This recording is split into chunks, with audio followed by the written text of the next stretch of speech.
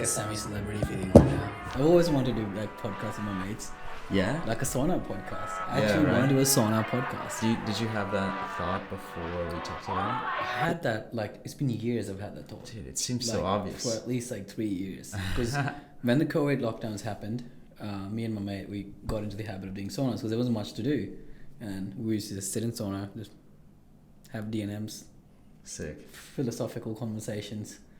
Just talk about all the things and we're like, oh, we should be recording this stuff. We talk about a lot of random things. What was the word you just used? We had DNNs for it. D&Ms, like deep and meaningful conversations.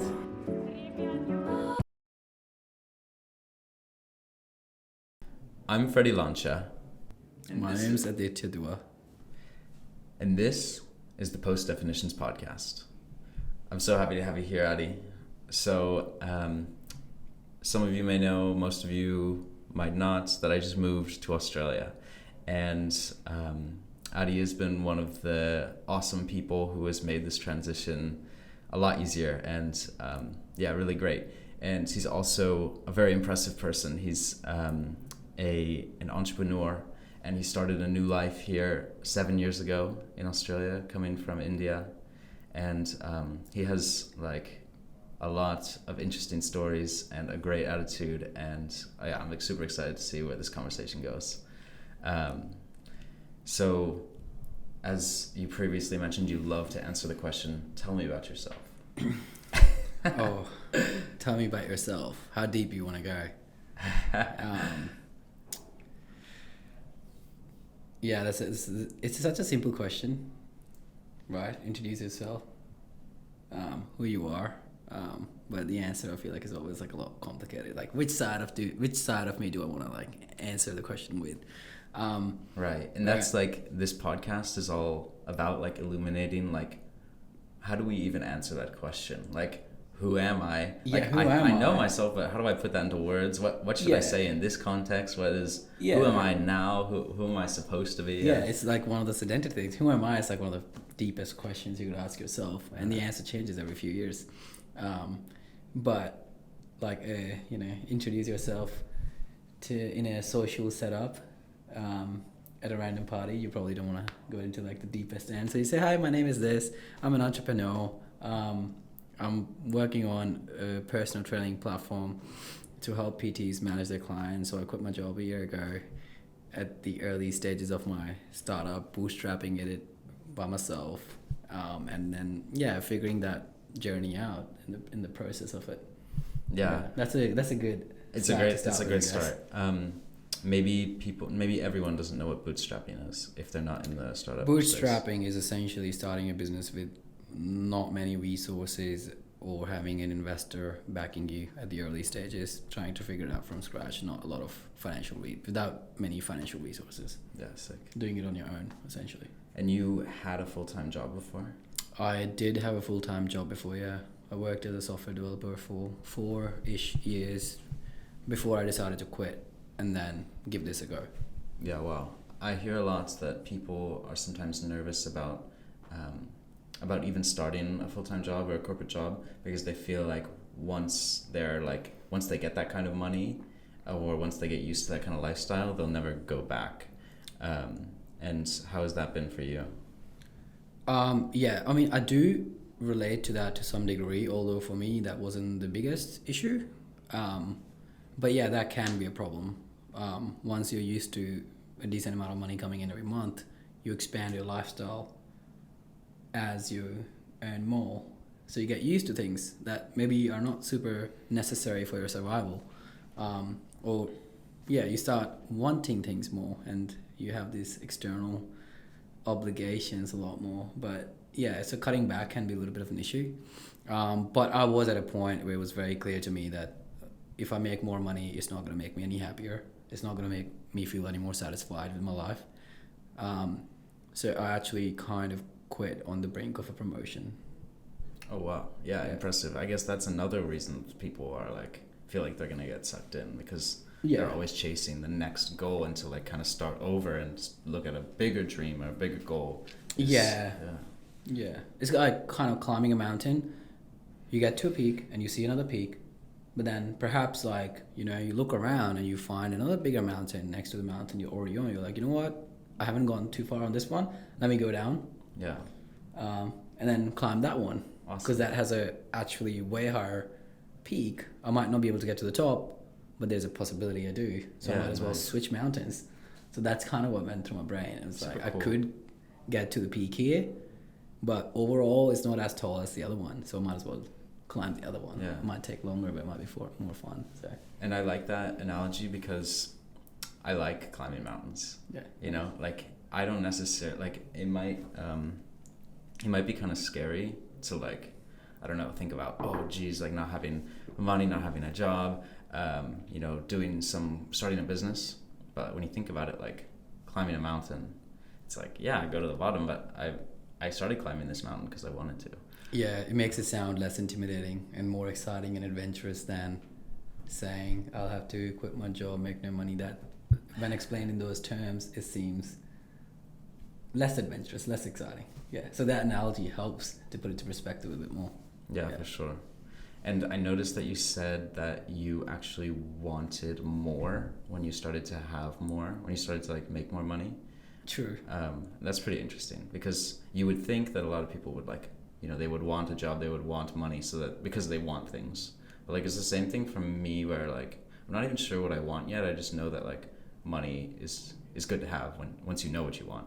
And the more, but yeah, I also noticed like, yeah, it's pretty easy to see that once you get used to like a lifestyle, you're always like looking at the higher paycheck, but also just looking at like more expensive things. Absolutely. Like, yeah, like I don't know. It's kind of like when you own a $10,000 car, the $40,000 car seem exciting. I'm just coming up with random numbers to make a point, and then when you do grow to a point where you have $40,000 car, obviously the cars of the same value are not going to give you that sense of excitement. Now you look at 80.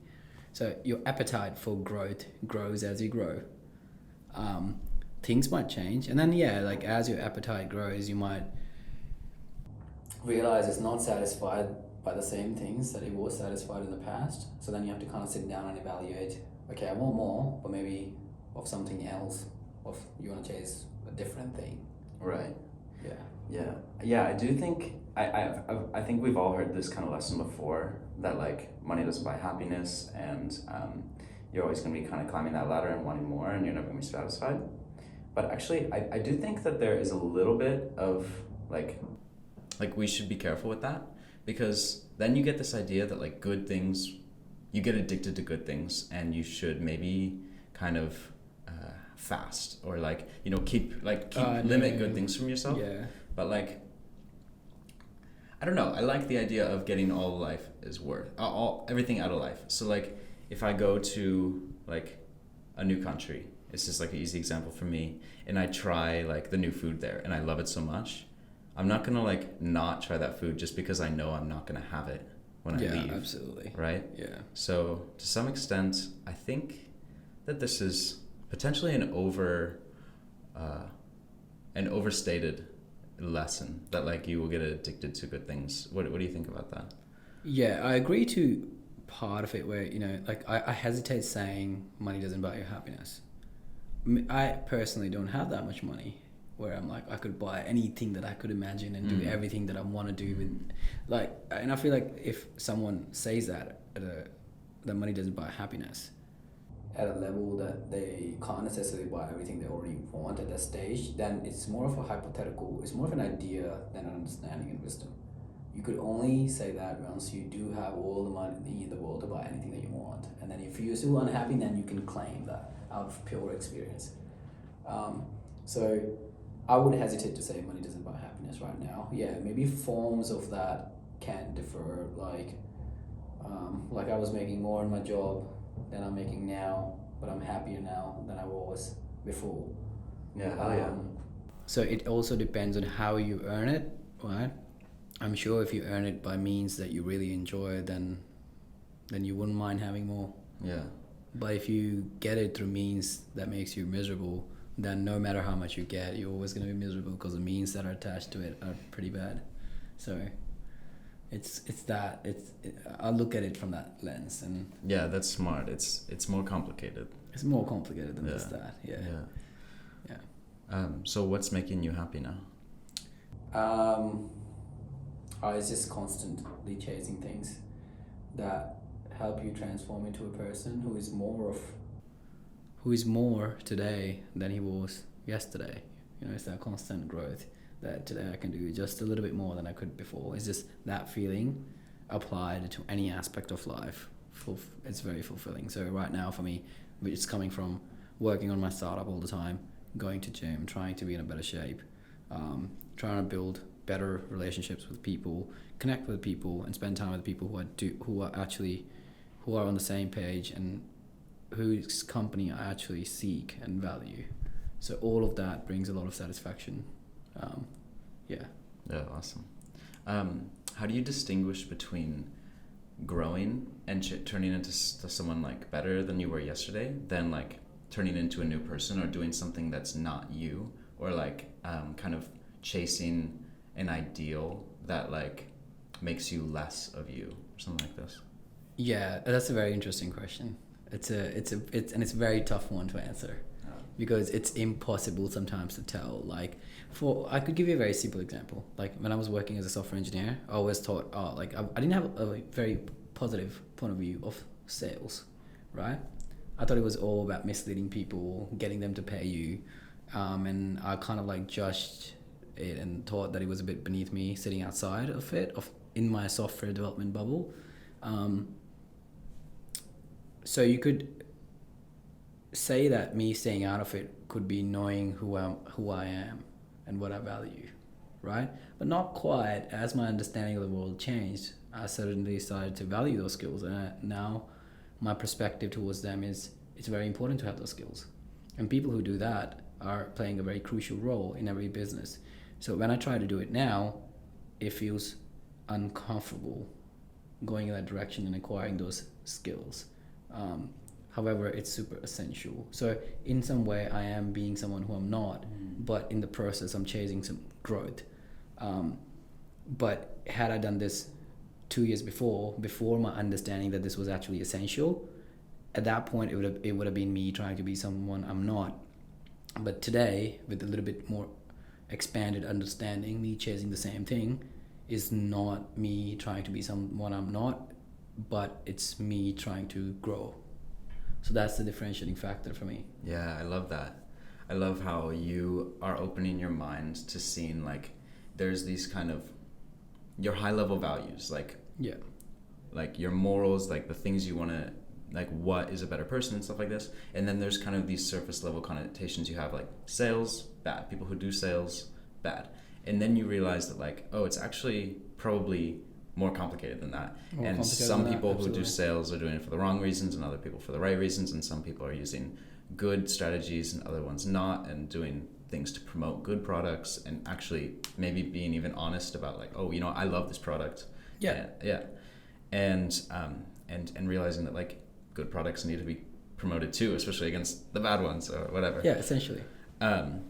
And there's like so many examples of that where like maybe I thought like I thought that I don't want to use dating apps because maybe the people who use dating apps are not really my kind of people, you know? Yeah. And then I'm thinking, how surface level and small is that? Like I would consider using a dating app. I use like social media, and I don't necessarily support that. That doesn't make me a bad person. You know, it just means that like I happen to be someone who would use dating apps for something, for a reason that's good for me, and that surface level judgment is small. You know what I mean? Yeah. No, I totally see your point there. Yeah. Cool. Yeah. In terms of like describing something that social media and putting it in a bucket, I feel like judgments to some degree are important in life because it helps you dodge uncertainty in some bad situations. But so casting a little bit of judgment in situations not bad all the time. It has some benefits, but it also like it benefits sometimes to also doubt your own judgments and try to expand your perspective on certain things. Like you came up with an understanding that no, not all people on social media are bad, and perhaps with this different understanding, when you use the app, you might actually find someone. And then little would you know that your fundamental assumption there was so wrong that you ended up finding someone who you probably maybe want to spend the rest of your life with. Yeah, and then that's how some of our judgments get broken down. But you live and learn. Yeah, right. Yeah, like maybe statistically the people on the dating apps or the people who are doing sales are not your kind of people, but you still made a good point that you could still literally love one of those people so much that you would spend the rest of your life with them. So what's the value of statistics there? Like, yeah. Yeah, or you could add your own flavor to the statistics, right? Like, even the statistics might be true, you only have to make it work for yourself in a way that's constructive, and by that you might fall in the minority case of stats, but your existence is you still exist. If 80%, let's say, or something just random, 80% of people on social media or on dating apps are not, let's say, ideal partners, and that might be true, but you use the app and you keep a perspective and you always look out for that 20% who are maybe the kind of people you want to connect with. And then in that case, the statistics are still true, the stats are still true, but you manage to get a perspective on the situation that allows you to come out on the winning end by reaping the maximum benefit out of whatever circumstances you put yourself in. So the stats might still be due to you, but you're on the better end of it. Yeah, wow, interesting. Yeah, I'll have to think about that one a little bit more. So, yeah, what do you think about the stats of starting a business and reaping the benefits of that? Oh, they're pretty bad. Well, like 80% of businesses close. Like they shut down. I think in Australia, like 2 to 3 years, and they don't go beyond that. Most of the startups fail. Even when VCs invest, like they know only one of, I don't know, many is going to succeed and most of them are going to fail. So the stats are clearly, any rational person would look at stats and would not do it. If any person with common sense. So that's the stats, but I don't think, again, I want to give into that. Yeah, you don't have common sense. Perhaps, yeah. I think a little bit of insanity in this case is allowing me to put myself in a situation which most people end up talking themselves out of. Yeah, for the right reasons. So, yeah. Do you feel like that is one of your differentiators, that you are committed, and maybe a lot of those stats of people who failed were people who were like ready to potentially quit if it wasn't going the right direction? Yeah, I can't really comment on what's the makeup of the person who ends up being in the stat, because I might be one. I don't know yet, but I'm willing to find out if I'm not. I can't put myself in the I'll never quit category, or I'm the 2% that will succeed, or if I'm the 98% that will fail. Obviously everyone thinks they're a winner, right? But things evolve, things change, and you discover parts of yourself you haven't seen before, and you learn who you are. And yeah. I'm happy to subject myself to that test of statistics and see which end of the spectrum I sit in, maybe in one go, and if that doesn't work in multiple times, yeah, I'm open to finding that out. Yeah, that's badass. Do you think that even if you fail, it's a better path than if you had never tried?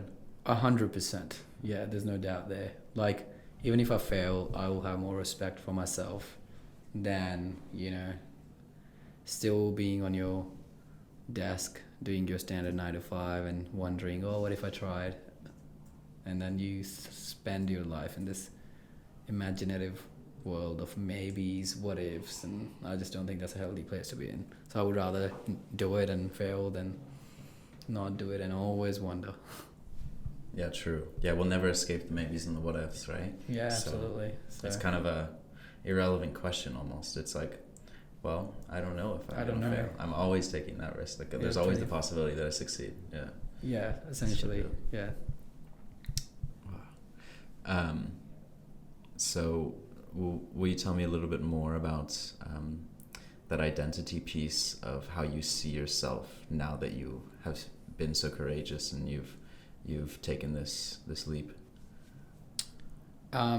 So, seeing if something has changed in me since. Or just like, how do you see yourself differently? You said like just the self-respect alone is worth it.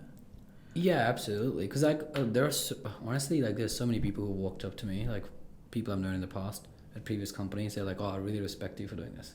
And I was like, in my mind, I never thought about that. I never considered what people would think about this decision, because I wasn't thinking from their lens to start with. I was just always like, what do I want to do? It was just in my own head. And yeah, I remember this one person at the previous workplace when I gave my notice. He said, "Oh, what are you gonna do? Where are you going next?" I'm like, "I don't have any job lined up."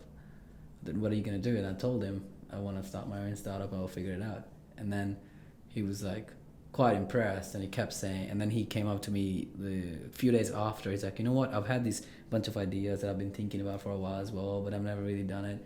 And it was interesting to see that my decision like stirred something up in him. It was like very strange, and I was like, oh, he is probably sitting at the same crossroads, but obviously not pursuing the path that he might be interested on. So yeah, like I do like have a bit more a bit more self-respect for doing it, and a bit more confidence, like, and yeah, I'm just happy that I'm pursuing it. Yeah, that's fucking cool too, and a good lesson for anyone who thinks that like entrepreneurship is like a selfish thing or something like this. Like, one of the things you're most happy about is that you actually inspired someone else to do it. That was a very happy byproduct. I didn't realize that was going to happen, that someone would pay that much attention and then would have to go home and sit and reflect on their decisions. And if they end up pursuing it, great. Like, that means me chasing the better me helped someone else chase the better them, and that's bonus. Like, awesome. Yeah, nice. And that's an important part of you as well, you would say, your impact on people. Yeah, like I would want a positive impact than a negative impact. Yeah, fair enough. Of course. Yeah, I wouldn't want to tear someone down. Yeah. Did people ever express that same impressness, inspiration for you moving here from India? It comes from my family, but like I'm not in touch with most of the people I grew up with in high school, so they're all in different parts of the world. I barely see them. Yeah. But yeah, my family's definitely happy that I did this. Yeah, cool. They're happy to see this version of me. I've changed drastically as a person. Oh wow. Over a few years, and then they're like, "Oh, okay, I think it was a good call that you decided to do all this." So yeah, another potentially not so obvious lesson, that even your family who you left is happy because you made yourself happy and they love you. Yeah, like that's what I hear from them. They're like, "Oh, we're not happy for the fact that you're not here, but looking at you grow and actually strive for things and being happy makes us feel okay about the whole thing." Yeah. So do you want to talk a little bit more about your family? We chatted a little bit about this, and I found it so interesting how you were making this distinction between the way you were raised. I think this is a big conversation to have. Yeah. With your family, and then moving here away from them. And there's a few topics. There's one to start with, just about how you felt that your family was kind of, you were very close with your family. You felt like you didn't have so much personal isolated identity, but like you and your family were sort of one unit. Yeah, I would imagine, that's the case in some of the Eastern families who share a good relation. Not everyone, but like, at least like for me, I have great parents, great sibling, never really had any fights. Very minor arguments at most. So most of the time it works, and yeah, definitely have a very close relationship with all of them. Yeah, that's interesting.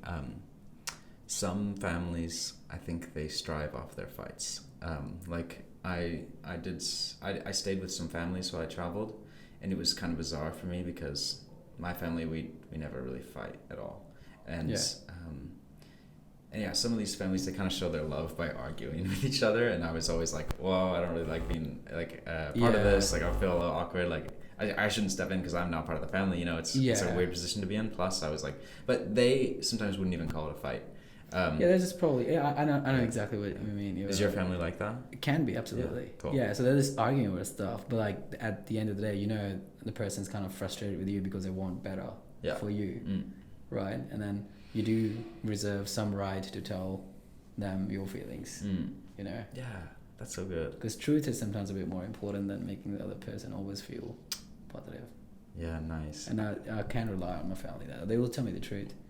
very comfortably. And I think that's important. Like, because without that, you can go down the rabbit hole of thinking certain things are true where they're not. Because people closest to you are not giving you the truth that you need. Right. Then who are you gonna rely on, a random stranger to tell you the truth? It has to come from close friends and family. Yeah, nice. So.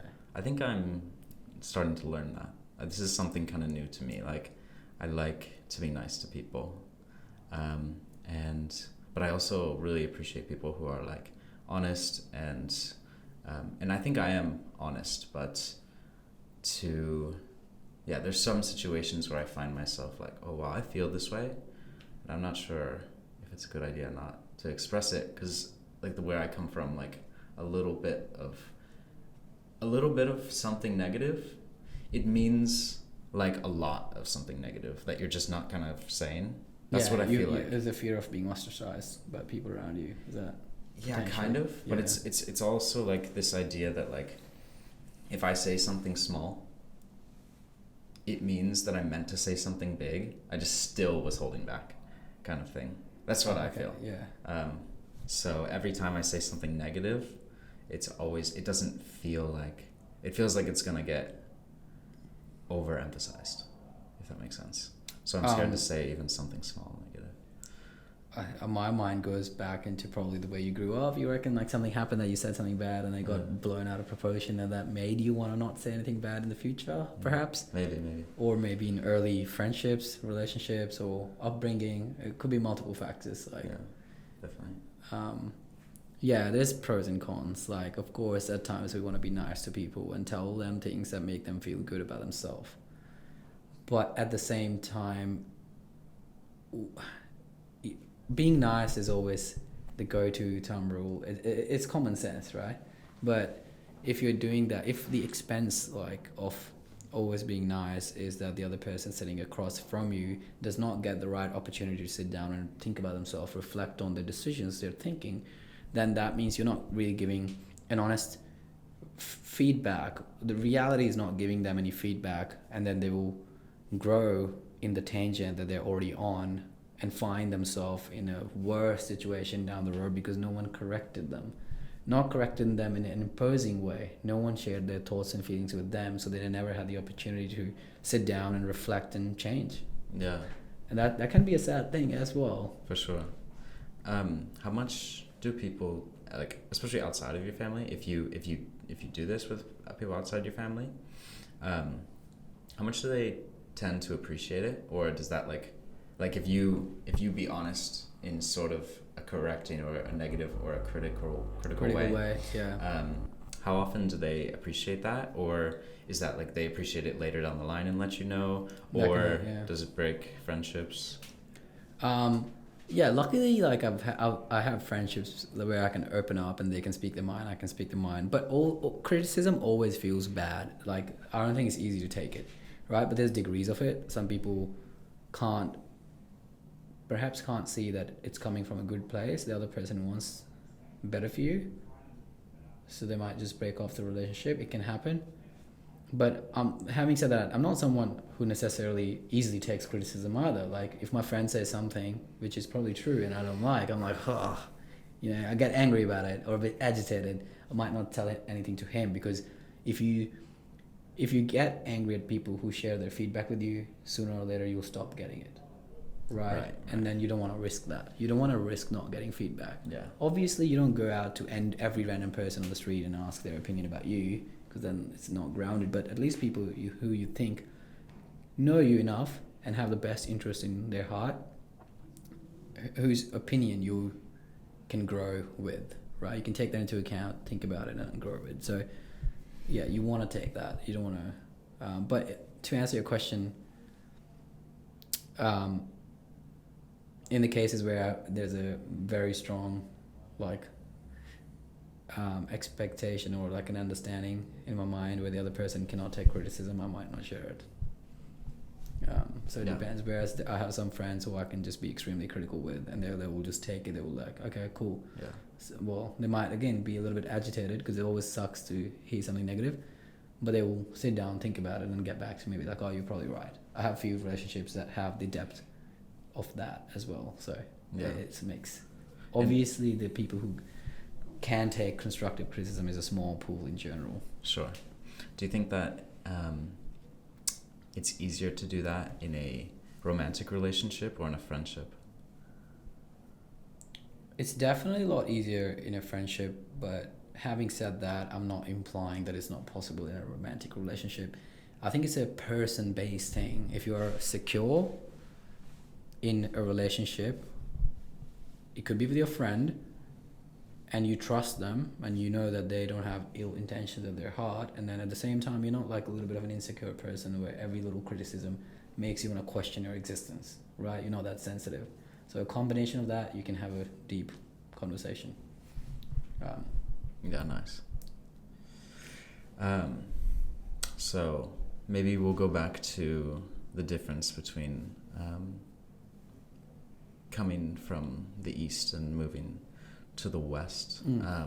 You mentioned that Eastern families are close like this.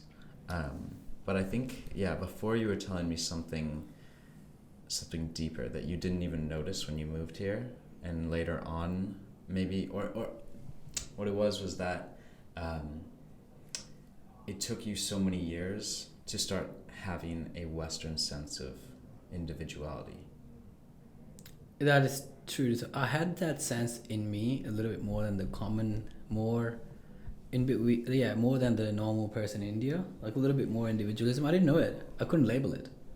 I was like, why do I sometimes not get along with people? Like, you had that before you were when you were in India? When I was in India. So I cool. always felt a little bit like, I don't know. I feel like I struggled to sometimes fit in. But I couldn't label it. I couldn't tell the difference until I moved here. And then that part was immediately satisfied. I could get individual. I was in a society that was a bit more individualistic. So in that moment, I was like, wow, that feels great. I think you mentioned that Australia has been voted or has been the number one most individualistic society. Yeah, I saw that stat in this classroom someone shared. I can't remember the source. Yeah, but it was like one of the highest in the world. I think it was the highest in the world, 91% or something. This podcast is all about sourceless facts. Yeah, sourceless facts. Yeah. I hope not. But yeah, sorry, I interrupted you. How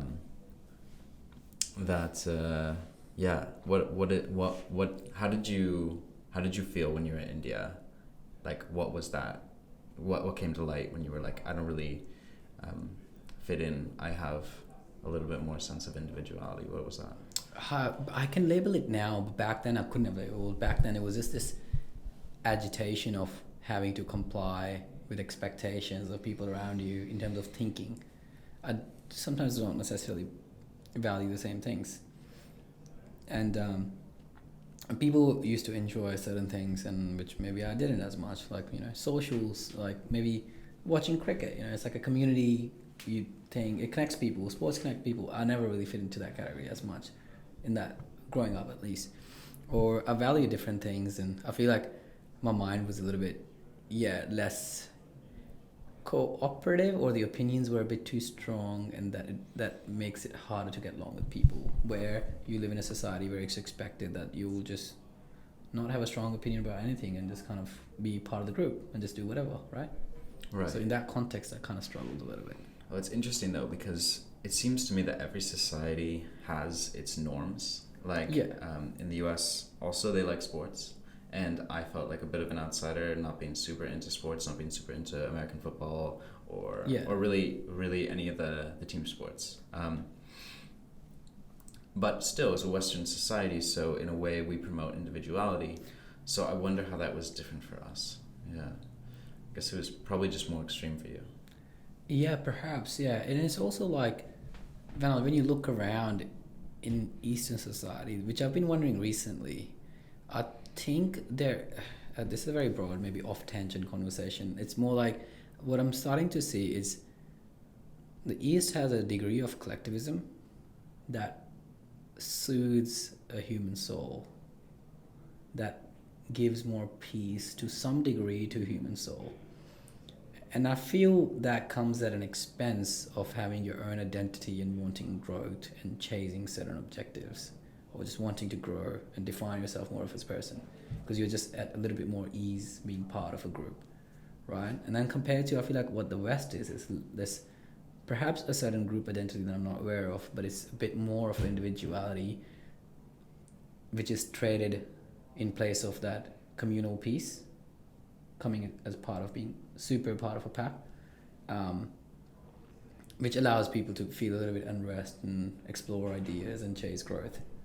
That's what I unless my perspective on that is skewed and I'm missing some pieces, but this is what I feel the difference is at large. For example, me being in India for all these years and being here and absorbing the culture here to a great degree. Yeah, it's a really interesting observation. Like you said, we can't know, but it makes sense with my understanding of like Eastern religions versus like Western Christianity. It's like about your personal sins and stuff like this, whereas I guess I understand at least. Yeah, Buddhism is promoting the idea that everything is connected and that absolutely stuff like this. And I heard in one case, maybe in Moroccan Islam, they have a bit of a sense of like one person's sin is a group's sin, so like a community is sort of like more connected. Although I did say that out loud to a Muslim before, and they were like, "I've never heard of that." So maybe it's just a case of diversity or me just being wrong. So you guys can fact check me. Sourceless facts. Yeah, love it. Yeah, maybe I could do some fact checking after the podcast. I'm probably not going to do that. So yeah, do you feel like you said everything on this topic? In terms of the difference between the West and the East, or like how you came to realize these differences and how that transition was for you moving here. Yeah, so like in India, it was a little bit more at peace being part of the family, but having a feeling of not fitting at whole with the wider society. Right? When I came here, I felt like that feeling went away. The individuality got respected, got enough space that I could do things, and I felt happy about that. But there was lack of sense of close connection because there is just more. I feel like more space between people in the West sometimes, right? Oh, wow. Yeah. And I don't know if that's a byproduct of being a little bit more individualistic. Like I was to give you an example of how, like, in my family, just what my brother owns is mine. What I own is his. It's not like we don't have strict boundaries in terms of this is mine, this is yours. Not like to an extreme degree. Like, or if I were to borrow my dad's car, I wouldn't have to, for example, ask for permission. You just take the car, right? Right. Or the other way around. But and it's always like, I don't know if it's a small cultural difference. It's always like a bit different or funny when I have a mate who talks about how his dad gave him his bike for free, and I'm like, is that for me it was like a normal thing, and then he was like surprised. He's like, no, like I was gonna pay him, but he said that's okay. He just gave the bike to him for free, but that he identified that this bike belongs to him. It's not his at all. So it's just that sense of space, and this is mine, that is yours. Is a little bit strong in the West. Okay. Yeah, I guess I have a feeling of pushback against that because I think my family is quite sharing of our things. Okay. Although we have a minor feeling of owning things. Yeah. Okay. But we're always willing to give that up and like just like, oh, this is mine, but you should and can use it. Like with, it's probably just a less extreme version. The slight difference is there sometimes. This is mine doesn't occur in the Eastern families. Yeah, cool. There's pros and cons, but I was wondering about like age, how that plays, because I think that when I was younger, though the younger I was, the more we shared and the less we had things of our own. And like maybe your friend was an adult when he was given the bike. Yeah, he was an adult. Yeah. Yeah, but you're saying that even if you went home now, you would never consider paying your dad for a bike. If I'm riding it, no. That thought doesn't cross my mind. Yeah. What if like you were living in another place and you wanted to take the bike? You would have like permanently? Yeah, I would not. That thought of giving him money would not occur. Okay, wow. Yeah. Because it's like, okay, well, you need it. Like, unless he needs it and he wants to keep it, then he's like, oh, you can buy a new one. I can help you buy a new one. Yeah. Whatever however it works out. Yeah, in my family, it would be more like my mom would say something like, I want to gift this. Like, I would ask, like, oh, can I have your... Like, she gave me her camera when I came here. And she was like, yes, of course. Like, I want to gift it to you. Like, as if she had to gift it to me rather than, like, it's assumed. It's yours. Yeah. Yeah, there's that small difference. Okay. It's not a big deal. No. Right? It's just a cultural difference that I've noticed. Yeah, interesting. Yeah, and it becomes a bit more visible because I come from a culture where it's not as well defined, right, in terms of boundaries, in terms of ownership of things. Yeah. And do you like that? I'm not sure how I feel about it. I think having like, to me, I feel more connected to the person if I can use their things without having to ask for permission every single time before I have to use it. Coming from my cultural background, right? However, I know that there's no direct correlation there, right? Not anymore, because I have friends who I know fall in the category. Western friends, I have to ask for permission, but I know they're still pretty good friends. But maybe my conditioning makes me feel that I'm a little bit less connected to them as a byproduct of that space. We all, even if we're aware of it, I think we hold on to our conditioning. But I'm slowly opening my mind a bit more and just changing my perspective on certain things and not associating that space with me not having a good relationship with the person because they're still pretty good to me. So it takes some time for me to disassociate. It's going to take time for me to disassociate from that background and be okay with this norm and still feel like you have great relationships with people. Yeah, cool.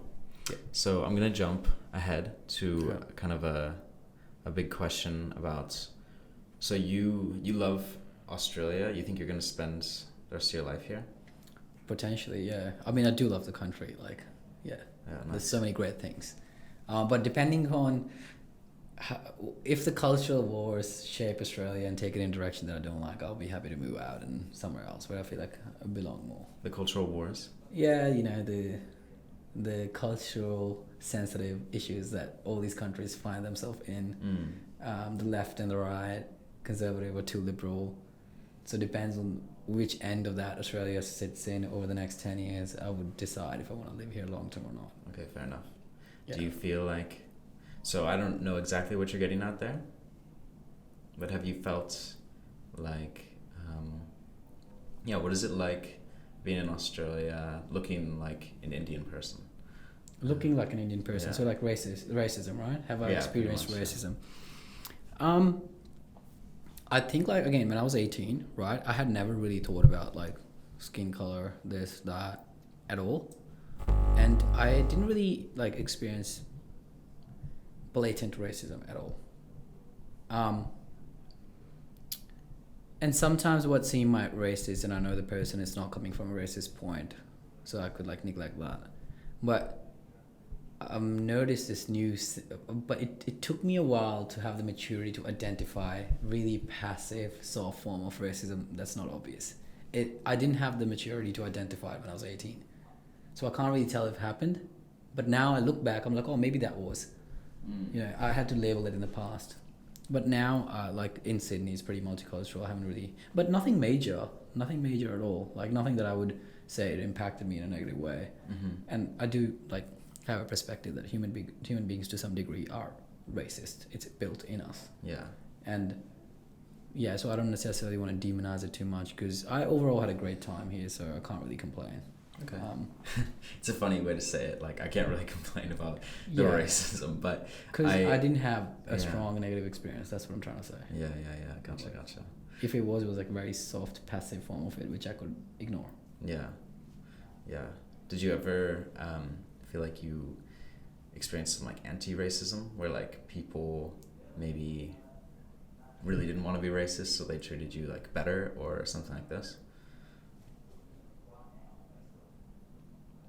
That probably comes across as a little bit more awkward, right? Anti-racism, I don't know. Awkward. Yeah, I think so. Yeah. Yeah. Like kind of like the way, yeah. Yeah, it can be a little bit more, and I feel like you're compensating for how you feel in that sense, which could be. I don't know. I haven't. Maybe I could identify that as one at one place, anti-racism, but I could see that comes from a space of actually being slightly racist. Right. You know, in one particular situation, unless we're referring to two different things when you say anti-racism. No, like I don't think I would resonate very well with people who put on that anti-racism face. Yeah. Yeah, it seems unnatural to me. Interesting. I feel like it's actually maybe more there than you think, because I think that people would be more willing to ask me questions like, well, I don't know, if they're like very aware of racism and they're trying not to, they would find it easier maybe to ask me where I'm from than like ask you where you're from. Yeah, something like that. That's sad in some degree. Like I think we've just created an environment that's just too sensitive, where people have to think twice before asking someone where they're from. I think it's a very normal question and should be able to answer it without getting offended too much. Cool.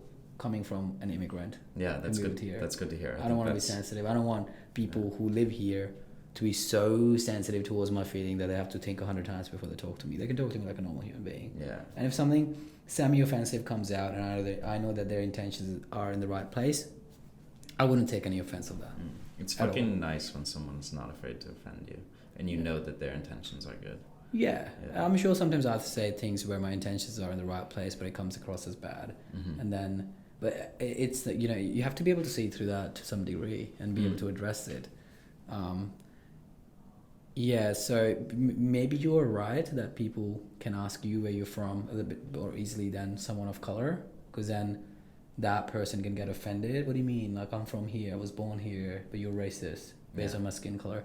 I just think that's just a byproduct of this whole victimhood mentality and creating a super sensitive society where someone has to think twice about asking a simple question like, where you're from. Yeah, I mean, it comes from, I guess, a good place, like a history of more racism than you experienced, but yeah, like maybe it's a little bit lingering in some ways. Yeah, I see. No, like to me it seems very harmless. That's what I'm saying. Yeah, okay. Perhaps someone has a history that makes them particularly sensitive towards this question, which again I can't comment on because that's not my internal life. So yeah, okay, cool. Yeah.